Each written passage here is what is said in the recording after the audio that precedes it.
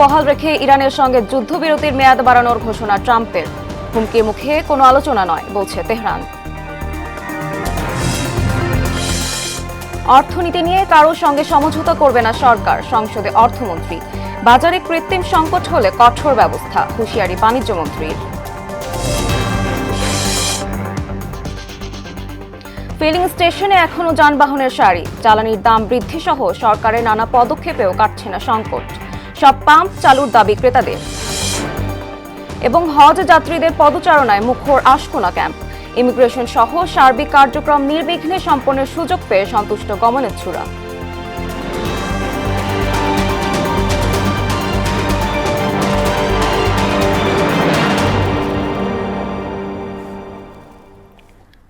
আসসালামু আলাইকুম, মোহনা সংবাদে সবাইকে স্বাগত। এতক্ষণ শুনছিলেন শিরোনাম, পুরো সংবাদের সঙ্গে আছে আমি সুমাইয়া সারা। ইরানের ওপর যুক্তরাষ্ট্রের নৌ অবরোধ বহাল রেখেই চলমান যুদ্ধবিরতির মেয়াদ বাড়ানোর ঘোষণা দিয়েছে মার্কিন প্রেসিডেন্ট ডোনাল্ড ট্রাম্প। এদিকে ইসলামাবাদ শান্তি আলোচনার জন্য ইরানের কাছ থেকে নিশ্চিত বার্তার অপেক্ষায় রয়েছে পাকিস্তান। ইরান যাতে দ্বিতীয় দফার এই বৈঠকে অংশগ্রহণ করে সেজন্য ইসলামাবাদ তাদের সর্বোচ্চ চেষ্টা চালিয়ে যাচ্ছে। এদিকে হুমকির মুখে কোনো আলোচনায় না যাওয়ার ঘোষণা দেয় তেহরান। বিস্তারিত প্রিয়াঙ্কা নিতুর ডেস্ক রিপোর্টে।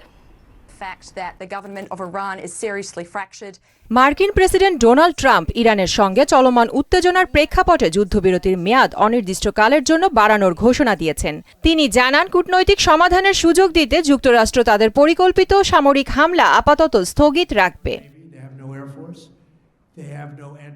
যদিও ইরানের ওপর যুক্তরাষ্ট্রের নৌ অবরোধ বহাল রাখার ঘোষণা দেন মার্কিন প্রেসিডেন্ট। পাকিস্তানের অনুরোধে হামলা স্থগিত রেখে যুদ্ধবিরতির সময় বাড়ানো হয়েছে যাতে তেহরান যুদ্ধ অবসানে একটি প্রস্তাব দেওয়ার সুযোগ পায়। যুদ্ধবিরতির মেয়াদ বুধবার শেষ হওয়ার কথা ছিল।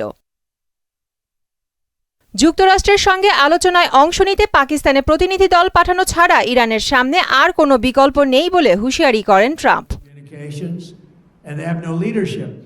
ইসলামাবাদের পরবর্তী দফার শান্তি আলোচনায় অংশ নেওয়ার বিষয়ে ইরানের আনুষ্ঠানিক সিদ্ধান্তের জন্য এখনও অপেক্ষা করছে পাকিস্তান। দেশটির তথ্যমন্ত্রী আতাউল্লাহ তারার জানান, ইরানের সিদ্ধান্ত এখন খুবই গুরুত্বপূর্ণ। প্রিয়াঙ্কা নিতু, মোহনা সংবাদ। ব্যাংক থেকে টাকা নিয়ে যারা পালিয়েছেন তাদের প্রত্যেকের বিরুদ্ধে মামলা হয়েছে এবং সেই টাকা উদ্ধারে সরকার পেশাদার রিকভারি ফার্ম নিয়োগ করেছে বলে জানিয়েছেন অর্থমন্ত্রী আমির খসরু মাহমুদ চৌধুরী। তিনি স্পষ্ট করে বলেন, ঋণ খেলাপিদের সঙ্গে কোনো ধরনের সমঝোতা করার সুযোগ নেই। মঙ্গলবার সংসদে এক প্রশ্ন জবাবে এসব কথা বলেন অর্থমন্ত্রী। মফিউর রহমানের রিপোর্ট। ত্রয়োদশ জাতীয় সংসদের মঙ্গলবারের দিনের কার্যসূচি শুরুতে প্রশ্নোত্তর পর্বে অর্থমন্ত্রী আমির খসরু মাহমুদ চৌধুরী বলেন, বিএনপি ক্ষমতায় থাকাকালে কখনোই সামষ্টিক অর্থনৈতিক স্থিতিশীলতা বা আর্থিক শৃঙ্খলা নিয়ে কোনো প্রশ্ন ওঠেনি। বিএনপি যতবারই সরকারে এসেছে ফাইন্যান্সিয়াল ডিসিপ্লিন নিয়ে কোনো প্রশ্ন আসে নাই। বিএনপির রাজনীতিতে অর্থনৈতিক কার্যক্রমের ক্ষেত্রে কারো সঙ্গে কোনো ধরনের সমঝোতার সুযোগ নেই বলে জানিয়েছেন অর্থমন্ত্রী। ম্যাক্রো ইকোনমিক স্টেবিলিটি নিয়ে কোনো প্রশ্ন উঠে নাই, শেয়ার বাজার লুটপাট নিয়ে কোনো প্রশ্ন উঠে নাই। সো বি অ্যাসিওর্ড, বিএনপির রাজনীতিতে অর্থনৈতিক পরিকল্পনায় সমঝোতার কোনো সুযোগ নাই। বলেন, ব্যাংক থেকে ঋণ নিয়ে যারা দেশ ছেড়ে পালিয়ে গেছে তাদের বিরুদ্ধে আইনি ব্যবস্থা নেওয়া হচ্ছে। তিনি জানান, পাচার হওয়া অর্থ উদ্ধারে সরকার G2G উদ্যোগ নেওয়ার পাশাপাশি বেসরকারি রিকভারি প্রতিষ্ঠানগুলো কাজ করছে। যারাই ব্যাংক থেকে টাকা নিয়েছে, পালিয়ে গিয়েছে, সকলের বিরুদ্ধে মামলা হয়েছে, মামলা পার্সু করা হচ্ছে এবং এটার জন্য আমরা বাইরে প্রফেশনাল ফার্মগুলোকে অ্যাপয়েন্ট করেছি। এই টাকা দিয়ে যারা পালিয়েছে এগুলো রিকভারের জন্য একদিকে G2G গভর্নমেন্ট কাজ চলছে, অন্যদিকে রিকভারি যে ফার্মগুলো আছে প্রাইভেটলি তারাও কাজ করছে। অর্থমন্ত্রী বলেন, দেশের ভঙ্গুর আর্থিক খাতকে টেনে তুলতে এবং অর্থনীতিতে স্থিতিশীলতা ফেরাতে 4 স্তরে সুনির্দিষ্ট পরিকল্পনা গ্রহণ করেছে সরকার। সরকার সামষ্টিক অর্থনৈতিক স্থিতিশীলতা জোরদারকরণের মাধ্যমে আর্থিক খাতের ভঙ্গুরতা কমানোর পদক্ষেপ গ্রহণ করেছে। মূল্যস্ফীতি নিয়ন্ত্রণে নীতি সুদ হার 10% বহাল রয়েছে। সংসদে অর্থমন্ত্রী বলেন, 15 এপ্রিলের হিসাব অনুযায়ী দেশে মোট রিজার্ভ বেড়ে দাঁড়িয়েছে 34,873.32 মিলিয়ন মার্কিন ডলার, যা IMF এর BPM 6 পদ্ধতি অনুযায়ী 30,201.71 মিলিয়ন ডলার। দেশে মোট বৈদেশিক মুদ্রার রিজার্ভের পরিমাণ বৃদ্ধি পেয়ে 34,873.32 মার্কিন মিলিয়ন ডলার। চলতি বছরের ফেব্রুয়ারি পর্যন্ত হিসেব অনুযায়ী বাংলাদেশ সরকারের বৈদেশিক ঋণ 78.67 বিলিয়ন মার্কিন ডলার বলে সংসদে জানিয়েছেন অর্থমন্ত্রী। বাংলাদেশ সরকারের বৈদেশিক ঋণের স্থিতি 78,767.20 মার্কিন মিলিয়ন ডলার সমপরিমাণ। মফিউর রহমান, মোহনা সংবাদ, ঢাকা। বাজারে সিন্ডিকেট করা কতিপয় ব্যক্তির হাতে দেশের মানুষকে সরকার জিম্মি হতে দেবে না বলে জানিয়েছেন বাণিজ্যমন্ত্রী খন্দকার আব্দুল মুক্তাদির। মঙ্গলবার বিকেলে সচিবালয়ে দ্রব্যমূল্য সংক্রান্ত টাস্কফোর্স বিষয়ক সভা শেষে একথা জানান তিনি। বাজারে কোনো ধরনের কৃত্রিম সংকট বা কারসাজি বরদাস্ত করা হবে না বলে জানান মন্ত্রী। বলেন, জ্বালানির মূল্যবৃদ্ধির ফলে খাদ্যপণ্যের ওপর তেমন প্রভাব পড়বে না। মূল্যস্ফীতি ঘটলেও সেটার প্রভাব যেন প্রান্তিক জনগোষ্ঠীর ওপর না পড়ে সেজন্য পদক্ষেপ নেওয়া হবে। আমি আপনাদেরকে এই নিশ্চয়তা দিতে পারি, এই সরকার মানুষের মনোনীত নির্বাচিত সরকার।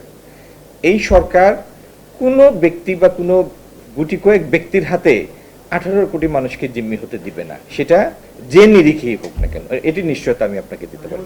কোনো পণ্য তার ভলিউমের কারণে সব ব্যবসায়ীর পক্ষে সেই ব্যবসায় সম্পৃক্ত হওয়া সম্ভব না।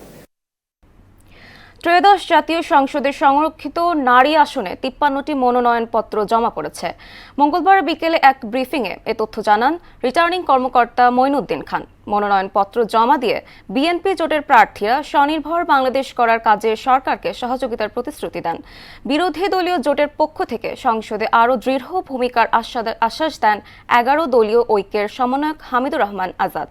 MR আসাদের রিপোর্ট। জাতীয় সংসদের সংরক্ষিত নারী আসনের মনোনয়নপত্র জমা দেওয়ার শেষ দিনে প্রায় 40 জন প্রার্থী নির্বাচন ভবনে যান। সকালে 11 দলীয় ঐক্যের পক্ষে প্রার্থীরা একসঙ্গে মনোনয়ন জমা দেন। পরে ঐক্যের সমন্বয়ক হামিদুর রহমান আজাদ জানান, সংসদে বিরোধী দলের জোরালো ভূমিকা ত্বরান্বিত করতে কাজ করবেন তাদের প্রার্থীরা। নারীরা স্বয়ংসম্পূর্ণ একজন জাতীয় সংসদের সদস্য হিসাবে সেখানে অল প্রিভিলেজ এবং পাওয়ার ফাংশন সেখানে এক্সারসাইজ করবেন। ঐক্যের শরিক দলের প্রার্থীরা সংসদকে জনসেবার কেন্দ্রে পরিণত করার প্রতিশ্রুতি দেন। আইন প্রণয়নের ক্ষেত্রে যে ভূমিকা রাখা দরকার এগুলো আমরা ইনশাল্লাহ একসাথে জনকল্যাণ স্বার্থে আমরা করতে পারবো ইনশাল্লাহ। সেই রায় বাস্তবায়নের জন্য আমরা ঐক্যবদ্ধভাবে কাজ করব। বিএনপি জোটের প্রার্থীরা জানান, যৌক্তিক ও সুচিন্তিতভাবেই প্রার্থী দেওয়া হয়েছে। রয়েছে নবীন প্রবীণের মিশেল। এখানে প্রবীণ এবং নবীনের সমন্বয়ে যে মনোনয়নটা হয়েছে, আমরা আশা করি তারা পার্লামেন্টে ঠিক সেই রকম ভূমিকা রাখতে পারবে। অতীতে যেমন রাজপথে থেকে গণ অভ্যুত্থানের মাধ্যমে আমরা একটা নতুন বাংলাদেশ এনেছি, ঠিক সেই একইভাবে তিনি যেমন 31 দফার বাস্তবায়নের কথা বলেছেন, তিনি বাংলাদেশের মানুষকে যে প্রতিশ্রুতি দিয়েছেন সেই প্রতিশ্রুতি বাস্তবায়নের জন্য আমরা একসাথে এক মঞ্চে দাঁড়িয়ে কাজ করব ইনশাআল্লাহ। পরে ব্রিফিং করেন রিটার্নিং কর্মকর্তা মঈনুদ্দিন খান। এর বাইরে আমরা 3 জনের মনোনয়নপত্র পেয়েছি। MR আসাদ, মোহনা সংবাদ, ঢাকা। জ্বালানির দাম বৃদ্ধির পরও তেল সংগ্রহে ভোগান্তি কাটছে না পেট্রোল পাম্পে। এখনও যানবাহনের দীর্ঘ সারি। পরিবহন চালকরা বলছেন, সব ফিলিং স্টেশন সচল না হওয়া পর্যন্ত ভোগান্তি পিছু ছাড়বে না। আর বিপিসি জানিয়েছে, ফিলিং স্টেশনগুলোতে তেলের সরবরাহ বাড়ানো হয়েছে। বিস্তারিত বিজন কুমারের রিপোর্টে। জ্বালানি তেলের জন্য অপেক্ষা শেষ হচ্ছে না পরিবহন চালকদের। মধ্যরাতের দিকেও আসাদ গেটের সোনার বাংলা ফিলিং স্টেশনে গিয়ে অনেকেই জানতে পারেন তেল পেতে অপেক্ষা করতে হবে 12 ঘন্টার মতো। মোটামুটি একই চিত্র রাজধানী সহ সারা দেশের পেট্রোল পাম্পেই। বাসায় যাওয়ার জ্বালানিও থাকে না অনেকের গাড়িতে। উপায়ন্তর না দেখে বাইকেই হেলিয়ে দেন ক্লান্ত শরীর। তেল আসলে ওই সোনার হরিং হয়ে গেছে, কারণ যখনই তেল নিতে আসি 2-3 ঘন্টা এরকম লেগে যাচ্ছে। যেরকম আজকে আসছি 7টা বাজে, 10টা বাজে পাম্প অফ করে দিচ্ছে, কিন্তু তেল পাইনি, এই জন্য বসে আছি। আমি almost Gabtoli, Mohakhali, college gate, Asad gate সব জায়গায় ঘুরে আসলাম, কোনো জায়গায় তেল দিচ্ছে না। তেলের জন্য আমরা মনে করেন যে 2টা বাইক পাক দিছি, কোনো পাম্পে, সব পাম্প বন্ধ, কোনো পাম্পে তেল পাইতেছে না। তেল কিনতে গিয়ে তিক্ত অভিজ্ঞতার কথা জানালেন ভোক্তারা।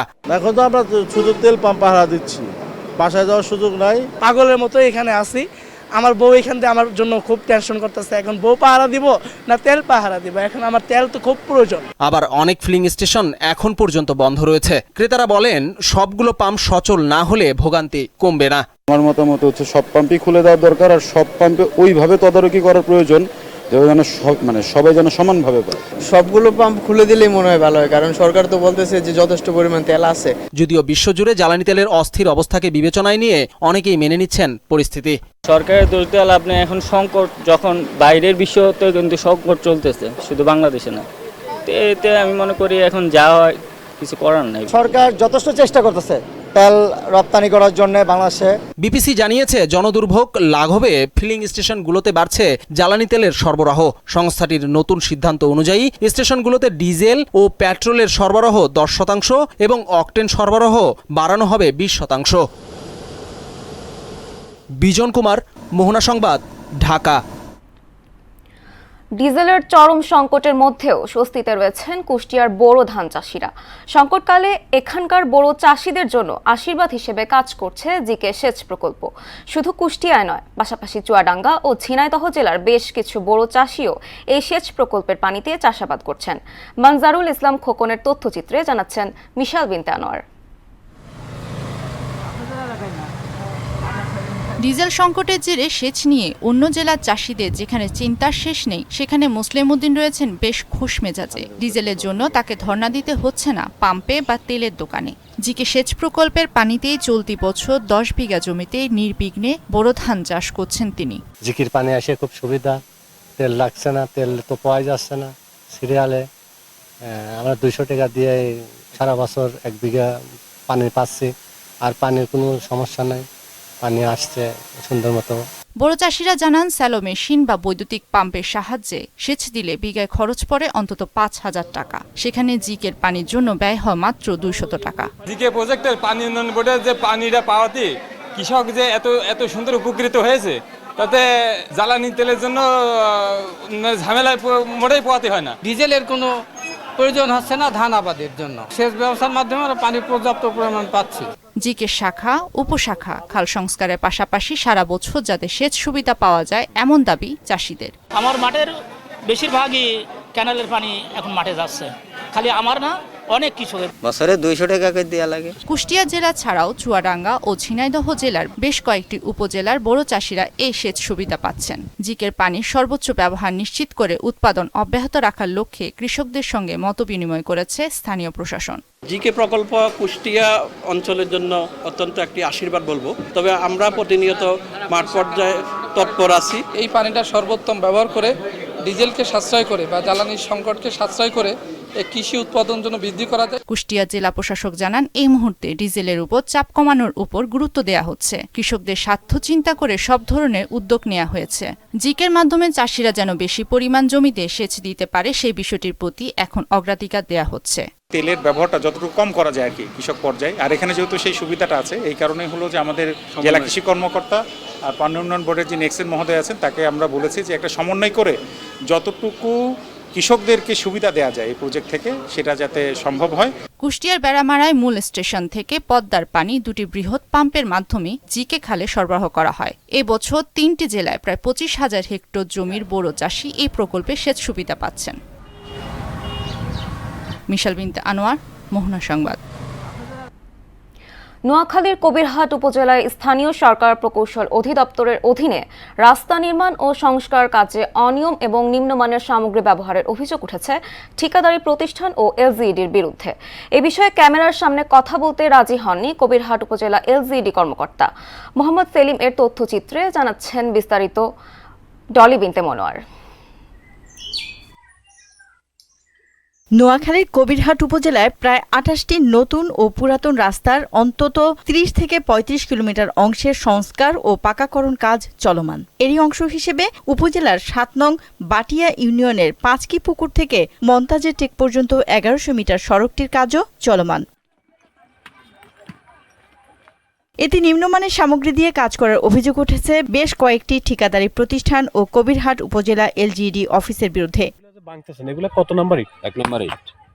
কোটি টাকা ব্যয়ে নির্মাণ কাজ শুরু হলেও অভিযোগ উঠেছে নিম্নমানের ইটের খোয়া ও ব্রিকফিল্ডের চুল্লির ছাই মাটি ব্যবহার করা হচ্ছে। ইটের খোয়ার সাথে প্রচুর পরিমাণে রাবিশ মেশানো হচ্ছে, যা রাস্তা নির্মাণে একদম ব্যবহার অনুপযোগী। 2 নম্বর ইট আর সাইডে মাড়িও দেন না, কিছুদিন হলে বর্ষা হইলে রোড ভাঙি হয়ে যাবে। উপজেলার ধানসিঁড়ি ইউনিয়নের নলুয়া, ভুইয়ারহাট, আব্দুল্লাহ মিয়ারহাট, NRDS সংযোগ সড়ক সহ LGEDর চলমান সব কাজেই একই ধরনের নিম্নমানের ইট ও খোয়া ব্যবহার করা হয়েছে। শুধু তাই নয়, 1 কিলোমিটার রাস্তার কাজে মাঝখানে খালি রেখে 2 দিক থেকে রাস্তা পাকার কাজ করে যাচ্ছে। এমন অনিয়মে এলাকাবাসীর মাঝে ক্ষোভ দেখা দিয়েছে। আগামী মাথায় 2টা রোডে 2 সাইড জন করছে, বিস্কিনারের রোডটা করব কানে। স্থানীয়রা জানান, কাজের নিম্নমান দেখে কাজ বন্ধ করে দেওয়ার জন্য বলা হলে উল্টো তাদেরকে চাঁদাবাজ আখ্যায়িত করা হয়। কাজ অফ করে দিবার পরে এরা অভিযোগ উঠেছে আমাদের নামে। আমি মতিউর রহমান এবং নুরুল মোল্লা আমরা নাকি 2 লক্ষ টাকা চাঁদা চাইছি। আপনার এই রোড থেকে যদি কেউ চাঁদা চায়, কেউ যদি 1 টাকা আপনার থেকে গুড় চায়, এটা আমার ওই লোকের নাম ধরে আমাকে আগে বলবেন, তারপরে হবে। তবে আমার রোড কাজ একরুট হইতে হবে, ঠিক আছে? উল্লেখিত সড়কটি সহ উপজেলার চলমান সকল সড়কের কাজের বিষয় শুনতে চাইলে ক্যামেরার সামনে কথা বলতে রাজি হননি কবিরহাট উপজেলা LGED কর্মকর্তা মোহাম্মদ ইসলাম হোসেন। আমি বক্তব্য দিতে পারবো না এখন। কেন দিবেন না? আপডেট খবর না জানি আমি রাস্তায় যাব, যায় তারপরে যদি আমার কোনো সমস্যা থাকে সেটা আমি তাকে আগে চিঠি দেবো রেকটিফাই করার জন্য, তারপরে হলো আপনার বক্তব্য। আমার সংশ্লিষ্ট কর্তৃপক্ষ সড়কের কাজের মান ঠিক রেখে দ্রুত মানুষের চলাচল উপযোগী করবে, এমনটাই দাবি এলাকাবাসীর। ডলি বিনতে মনোয়ারা, মোহনা সংবাদ। হজ যাত্রীদের পদচারণায় মুখর আশকোনা হজ ক্যাম্প। দীর্ঘদিনের স্বপ্ন বুকে নিয়ে আল্লাহর ঘরে যাচ্ছেন তারা। এবার সরকারের পক্ষ থেকে নেওয়া সার্বিক ব্যবস্থাপনায় সন্তুষ্টি জানান হজ গমনেচ্ছুরা। হজ ক্যাম্প থেকে ইমিগ্রেশন সবকিছুই সম্পন্ন করা যাচ্ছে নির্বিঘ্নে। পবিত্র নগরীতে গিয়ে নিজের এবং মুসলিম উম্মার কল্যাণ কামনায় দোয়া করার কথা বলেন হজ যাত্রীরা। আরও জানাচ্ছেন তরিকুল ইসলাম। সাদা ইহরামে সজ্জিত হাজারো হজযাত্রী প্রস্তুত জীবনের সবচাইতে পবিত্র সফরের জন্য। প্রতিদিনই নির্ধারিত ফ্লাইটে করে তারা পাড়ি দিচ্ছেন সৌদি আরবের উদ্দেশ্যে। আল্লাহর ঘর কাবা শরীফ জিয়ারতের স্বপ্ন এখন বাস্তবের পথে হজযাত্রীদের। পবিত্র সফরে নিজেদের পাশাপাশি পুরো মুসলিম উম্মার কল্যাণ কামনায় দোয়া করবেন তারা। ইন্নাদ্দিনা ইনদাল্লাহিল ইসলাম, একমাত্র আল্লাহর কাছে মনোনীত ধর্ম হচ্ছে আল্লাহর ইসলাম।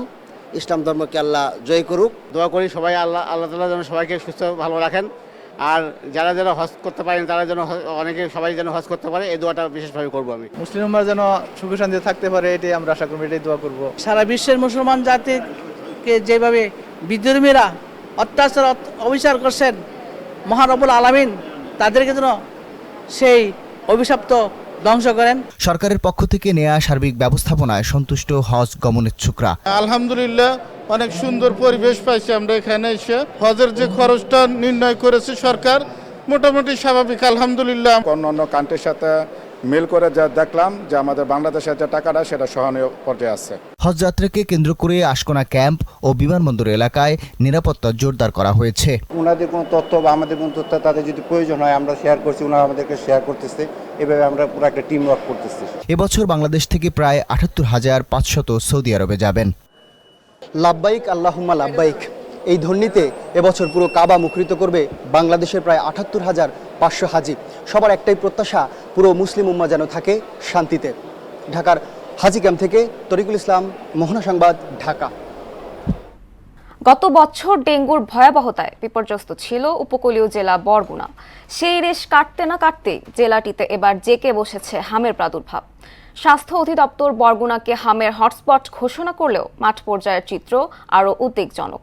চিকিৎসকরা বলছেন, পুষ্টিহীনতা, জলবায়ুর প্রভাব এবং অসচেতনতায় এই প্রাদুর্ভাব দেখা দিচ্ছে। এক্ষেত্রে গভীর গবেষণার তাগিদ দেন তারা। গোলাম হায়দার স্বপনের পাঠানো তথ্য ছবিতে ডেস্ক রিপোর্ট। প্রাকৃতিক দুর্যোগের সঙ্গে নিত্য সংগ্রাম করা উপকূলীয় জেলা বরগুনায় নতুন লড়াই এক অদৃশ্য শত্রুর বিরুদ্ধে। 1 বছর আগে ডেঙ্গুর ভয়াবহতা মোকাবেলা করতে হয়েছে এই জেলাকে। এবছর আবার হামের থাবা, ফলে সংক্রামক ব্যাধির কারণ আলোচনার কেন্দ্রে রয়েছে বরগুনা। স্বাস্থ্য বিভাগের তথ্য মতে এরই মধ্যে 207 জনের শরীরে উপসর্গ দেখা দিয়েছে, যার মধ্যে নিশ্চিতভাবে হাম শনাক্ত হয়েছে 37 জনের। হাম সন্দেহে 3 শিশুর মৃত্যুর খবর জনমনে ছড়িয়েছে আতঙ্ক, আর বিভিন্ন উপসর্গ নিয়ে প্রতিদিন বাড়ছে রোগী। বাচ্চার চোখ লাল ছিল হালকা, উনি বলছে যে কোনো সমস্যা নাই, ওষুধ লেখা দিচ্ছে, কোনো কিছু বুঝি না, জ্বর বেশি, তার কারণে আমরা এই জায়গায় এসে ভর্তি হয়েছি। সরকারি হিসাবের বাইরেও বাস্তব চিত্র আরো ভয়াবহ। গ্রাম অঞ্চলে জ্বর ও ফুসকুড়িকে সাধারণ রোগ মনে করে অনেকেই ঘরে চিকিৎসা নিচ্ছেন, ফলে সংক্রমণের প্রকৃত সংখ্যা জানা যাচ্ছে না। এর বছরে কিন্তু আমরা ভ্যাকসিন যে ওপি ছিল আমাদের, যেটাতে ভ্যাকসিন কেনা হইতো, ওইটা কিন্তু আমাদের এখন আর নাই, এবং সেটা থেকে হচ্ছে পরবর্তীতে যে গভর্নমেন্টের যে বাজেট বরাদ্দ যেটা হয় সরকারি বাজেট থেকে, জিওবি পরিচালন বাজেট থেকে, সেটা কিন্তু বরাদ্দ হয় নাই তখনও। পরিসংখ্যান বলছে আগে টিকাদানের হার 90% বেশি থাকলেও বর্তমানে দ্বিতীয় ডোজ থেকে বাদ পড়েছে অনেক শিশু। পূর্ণাঙ্গ ল্যাবরেটরি না থাকায় নমুনা পাঠাতে হয় ঢাকায়। তবে সারা দেশের মতো বরগুনাতেও সংক্রমণ কিছুটা কমেছে বলে জানায় স্বাস্থ্য বিভাগ। পরিসংখ্যান মতো প্রতিদিন একটা স্ট্যাটিক লেভেলে থাকতেছে, 4টা 5টা 6টা এরকম, এর বাইরে কিন্তু বাড়তেছে না।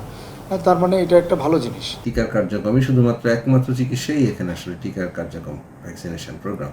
আমরা যদি তা করতে পারি, ইনফেকশন চেইনটা যদি ব্রেকডাউন হয়, আশা করছি এটা নিয়ন্ত্রণে চলে আসবে। এইদিকে প্রতি 4 বছর পর ক্যাম্পেইন হওয়ার কথা থাকলেও তা বিলম্বিত হওয়ার কথা স্বীকার করে বিভাগীয় স্বাস্থ্য পরিচালক বলেন, পরিস্থিতি নিয়ন্ত্রণে পদক্ষেপ নেওয়া হচ্ছে। যে কোনো কারণটা আসুক, সেটা মোকাবেলার জন্য ঊর্ধ্বতন কর্তৃপক্ষের সহায়তা সহ আমরা কিন্তু যথেষ্ট চেষ্টা করি। আপনারা দেখছেন যে ডেঙ্গুকেও আমরা যেভাবে মোকাবেলা করতেছি, আমরা কোভিডকেও মোকাবেলা করছি। আমার বিশ্বাস এই হামকেও আমরা মোকাবেলা করতে সক্ষম হব। হাম ছোঁয়াচে হওয়ায় উপকূলীয় এই জনপদে প্রতি মুহূর্তেই বাড়ছে উদ্বেগ। তাহসিন তারিন, মোহনা সংবাদ। দেশ গঠনে নিজ সংস্কৃতিকে হৃদয়ে ধারণ ও লালন করার আহ্বান জানিয়েছেন বিএনপি চেয়ারম্যানের উপদেষ্টা অধ্যাপক সুকোমল বড়ুয়া। আর বিএনপির প্রান্তিক জনশক্তি বিষয়ক সম্পাদক এম এ মালিক বলেছেন, বাংলা ভাষাকে শুধু হৃদয়ে ধারণ করলেই হবে না, এর প্রয়োগ সবখানে ছড়িয়ে দিতে হবে, তাহলে বাঙালির সমৃদ্ধ ইতিহাস পূর্ণতা পাবে। মঙ্গলবার সন্ধ্যায় শিল্পকলা একাডেমিতে জিয়ার সাংস্কৃতিক জোট জিসাসের বৈশাখী উদযাপন অনুষ্ঠানে এসব কথা বলেন তারা। এ সময় উপস্থিত ছিলেন ঢাকা মহানগর বিএনপির যুগ্ম আহ্বায়ক মোশাররফ হোসেন খোকন, জিসাস কেন্দ্রীয় কমিটির সভাপতি রেজাবুদ্দৌলা চৌধুরী, জিসাস নির্বাহী কমিটির সভাপতি এস এম বিপাশ আনোয়ার সহ দেশের সাংস্কৃতিক ও রাজনৈতিক অঙ্গনের ব্যক্তিত্বরা। তবে আপনাদের এইভাবে আসতে হবে, যদি করেন ভালোভাবে করবেন, কোনো কিছু মানে যদি করেন, যে কোনো কিছু করবেন মন দিয়ে করবেন, মনোযোগ দিয়ে করবেন, একদিন তার সুফল আসবেই। এর মধ্য দিয়ে আমাদের জীবন জীবিকা চিন্তা চেতনা সবকিছু উৎসর্গ হলো, আমরা বিকশিত হলাম, বাংলা ভাষা বাংলা সাহিত্যের সাথে পরিচিত হলাম। ইংলিশ স্কুলে ভর্তি করে ছেলেমেয়েদের আপত্তি নেই, কিন্তু পাশাপাশি বাংলাটা যেন ভুলে না যায়, বাংলাটা যেন আমাদের প্রত্যেকটা ঘরে ঘরে আমরা যেন এটা চালু রাখি, এবং স্কুল কলেজ মাদ্রাসা যা কিছু হোক, অফিস আদালত কোর্ট কাছারি সব জায়গায় বাংলাটা যেন আমরা চালু রাখতে পারি। এই চেষ্টাটা আমাদের সকলে করে যেতে হবে, আমাদের ভবিষ্যৎ প্রজন্ম যাতে এই বাংলাকে এগিয়ে নিতে পারে। এবার সারা দেশে অনুষ্ঠিত সভা সমাবেশ নিয়ে প্রতিনিধিদের পাঠানো তথ্য ও চিত্রের ডেস্ক রিপোর্ট। রাঙামাটির রূপনগর এলাকায় বসবাসরত বাসিন্দাদের পুনর্বাসন ছাড়া উচ্ছেদ প্রচেষ্টার প্রতিবাদে এবং স্থায়ী সমাধানের দাবিতে সংবাদ সম্মেলন করেছে এলাকাবাসী। বাল্যবিবাহ নিরোধ, শিশুর অপুষ্টি দূরীকরণ, শিশু শ্রম নিরসন এবং শিশু সুরক্ষা নিশ্চিতকরণে ওয়ার্ল্ড ভিশন বাংলাদেশের সহযোগিতায় ও গ্রাউসের বাস্তবায়নে বান্দরবানে পাড়া প্রধানদের সঙ্গে মতবিনিময় সভা অনুষ্ঠিত হয়েছে। কৃষির নতুন দিগন্ত উন্মোচনের প্রত্যয়ে এবং উচ্চ ফলনশীল ফসলের জাত কৃষকের দোরগোড়ায় পৌঁছে দিতে জামালপুরে মাঠ দিবস অনুষ্ঠিত হয়েছে। ফেনী 1 আসনের সংসদ সদস্য মুন্সি রফিকুল আলম মজনুর নির্দেশনায় ছাগলনাইয়ার পাঠাননগর ইউনিয়ন ছাত্রদলের উদ্যোগে এসএসসি ও সমমান পরীক্ষার্থীদের মাঝে খাবার স্যালাইন ও সুপেয় পানি বিতরণ করা হয়। জয়পুরহাটে 4 শতাধিক এসএসসি ও সমমান পরীক্ষার্থীদের মাঝে শিক্ষা উপকরণ বিতরণ করেছেন শহর ছাত্রদলের আহ্বায়ক গোলাম মাহফুজ শুভ।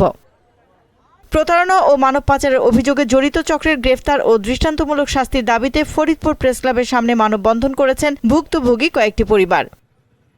সিরাজগঞ্জে এসএসসি পরীক্ষার্থী ও তাদের অভিভাবকদের মাঝে খাবার স্যালাইন ও বিশুদ্ধ পানি বিতরণ করেন Sirajganj chamber of commerce and ইন্ডাস্ট্রির পরিচালক ও সাত্তার ফাউন্ডেশনের প্রতিষ্ঠাতা হাজি আব্দুস সাত্তার।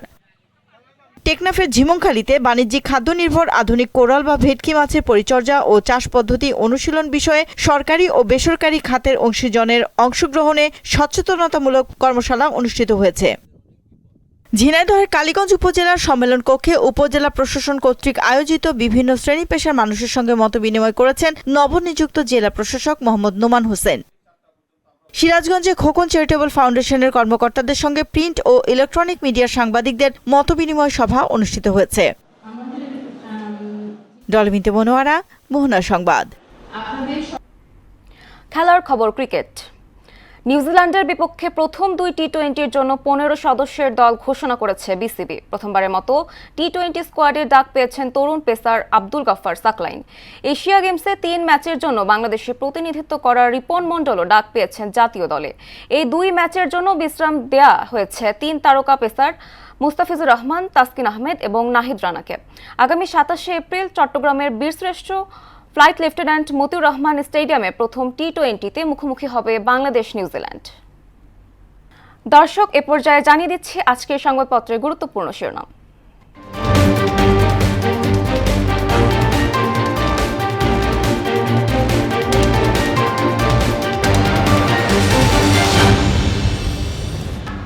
প্রথম আলো শিরোনাম করেছে, লোডশেডিং মানেই গ্রাম, স্থায়ী হচ্ছে বিদ্যুৎ বৈষম্য। উচ্চকক্ষ গণভোট ও জুলাই সনদ নিয়ে টানাপোড়েন। দৈনিক ইত্তেফাক শিরোনাম করেছে, গ্রামে 8 থেকে 12 ঘন্টা বিদ্যুৎ থাকে না, ইরানকে আলোচনায় আনার চেষ্টা, বৈঠকের সম্ভাবনার সঙ্গে আছে যুদ্ধের প্রস্তুতি। সমকাল শিরোনাম করেছে, খুনের মতো গুরুতর অপরাধ বেড়েছে, চালের দামে উল্টো পথে বাংলাদেশ। বাংলাদেশ প্রতিদিন শিরোনাম করেছে, অপারেশনের অপেক্ষায় 300 রোগী, প্রধানমন্ত্রী 3 মাসে একবার সম্পাদকদের সঙ্গে বসবেন। যুগান্তর শিরোনাম করেছে, শীর্ষ সন্ত্রাসীরা ফের তৎপর, কমে এসেছে পাম্পে অপেক্ষার সময়। আমার দেশ শিরোনাম করেছে, ডিজেল সারের সংকট, চড়া মূল্যে দিশেহারা কৃষক, সরকারের মধুচন্দ্রিমায় গ্রহণ লাগার শঙ্কা। দ্য ডেইলি স্টার শিরোনাম করেছে, ফ্যামিলি অফ 4 ব্রুটালি মার্ডার্ড। এই ছিল সংবাদপত্রের গুরুত্বপূর্ণ শিরোনাম। শেষ করব মোহনা সংবাদ, যাবার আগে শিরোনামগুলো আরও একবার।